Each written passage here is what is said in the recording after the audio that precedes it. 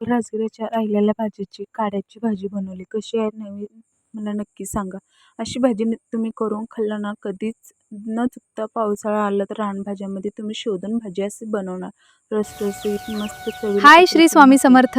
Poonam kitchen ब्लॉगमध्ये तुमचं स्वागत आहे. येथे तुम्हाला गावाकडल्या आणि लाईव्हमध्ये स्क्रीन कार्ड लाईव्ह बघायला भेट. नक्की माझ्या चॅनलला फॉलो करा.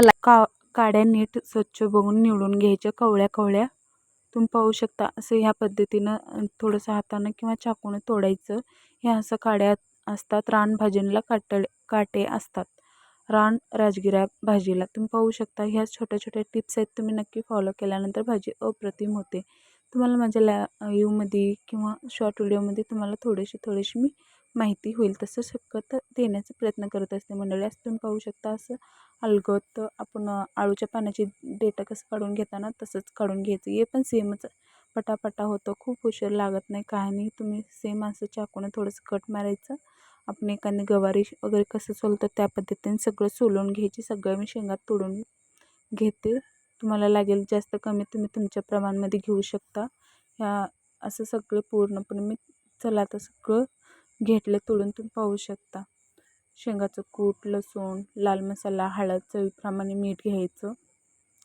गॅसवर ठेवायची कढई. कढईमध्ये अर्धा ग्लास पाणी ओतायचं. चवीप्रमाणे मीठ घालून शेंगा एक 5 मिनिट वाफ काढून घ्यायचं. खूप पण शिजवायचं नाही, लगेच शिजतात शेंगा. भाजी कसं होते ना सेम तसंच होते. पण ह्याच्यामध्ये भरपूर भाजीपेक्षा प्रोटीन काड्यांमध्ये आहे. नॅचरल पद्धतीनं आयुर्वेदमध्ये पण ह्याचे समावेश आहेत. तुम्ही एकदा सर्च करून नक्की बघा. ह्याचे फायदे पण भरपूर आहेत. तुम्हाला ह्याच्या पुढची व्हिडिओ कशाची पाहिजे मला नक्की कमेंट करून सांगा. सगळं सामान लसूण ठेचून घ्यायचं थोडं आबडधबड. आता शेंगा उकळल्यात, मी काढून घेते. पाहू शकता असं दाबून बघायचं शेंगा उकळले का नाही.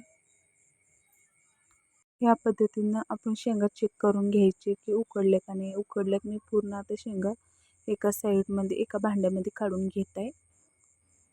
तुम्ही पाहू शकता मी काढून घेतले. आता तेच कढईमध्ये थोडंसं अर्धा माप तेल वतत आहे. तुम्ही कम जास्त घेऊ शकता. मी अर्धा माप तेल वतत आहे. आबडधबड ठेचून घेतला लसूण घालत आहे. थोडंसं लाल गोल्डन फ्राय झाल्यानंतर आपण त्याच्यामध्ये लाल मसाला, काळा मसाला, चवीप्रमाणे मीठ, हळद घालून घेऊया. उकडून घेतलेले शेंगा घालून घेऊया. 1-2 मिनिट परतून घ्यायचं. परतून घेतल्यानंतर शेंगदाण्याचं कूट घालून घ्यायचं. तुम्ही पाहू शकता किती मस्त दिसत आहे. हिरवगार काढल्या लगेच गरम पाण्यात थंड पाण्यात घालायचे. हिरवगार कलर राहतं. तुम्ही नाही काढलं तर पण चालेल. ही छोटे टिप्स आहेत ते तुम्हाला या रानभाज्यामध्ये. उद्याचा व्हिडिओ तुम्हाला कुठल्या रानभाज्यांवर पाहिजे मी नक्की अपलोड करणार आहे. मी उद्याच्या व्हिडिओमध्ये तुम्हाला